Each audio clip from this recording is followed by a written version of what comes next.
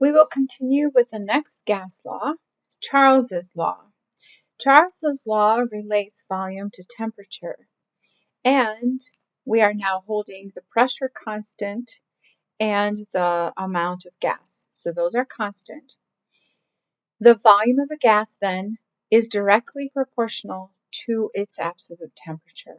So these are directly proportional, whereas the volume and pressure in Boyle's law were inversely proportional.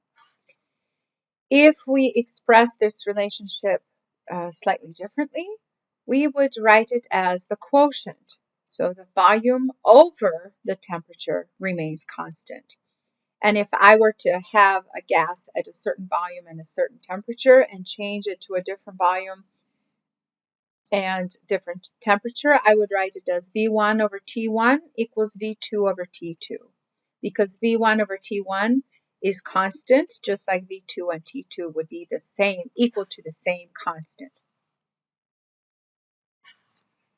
Here's kind of an illustration, pictorial illustration of what happens when we change the temperature, what happens to the volume of the gas. So if I have a balloon that's got some air in it, right, this is at room temperature. Well, what if I pour liquid nitrogen on that balloon? Liquid nitrogen is very, very, very cold. So I am lowering the temperature of that air very quickly and by a whole lot. And you can see that it causes a very large volume decrease. So the temperature went down, so did the volume. The pressure, which is roughly equal to the external pressure, remains constant, but it's just the volume decreases because the temperature decreases. Here's also the same experimental evidence as what happens when we increase.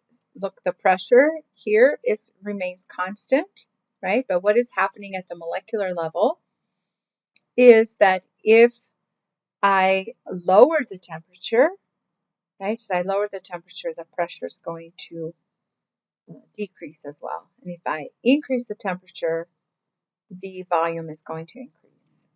Because what is happening is with temperature, remember that temperature is related to the kinetic energy of the molecules of the gas.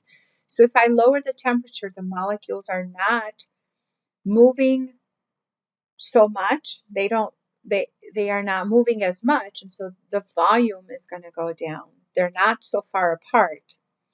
But if I increase the temperature and I increase their kinetic energy, they certainly are going to move a lot more and a lot farther apart because they have higher temperature and higher kinetic energy. Here's a sample problem for you to try.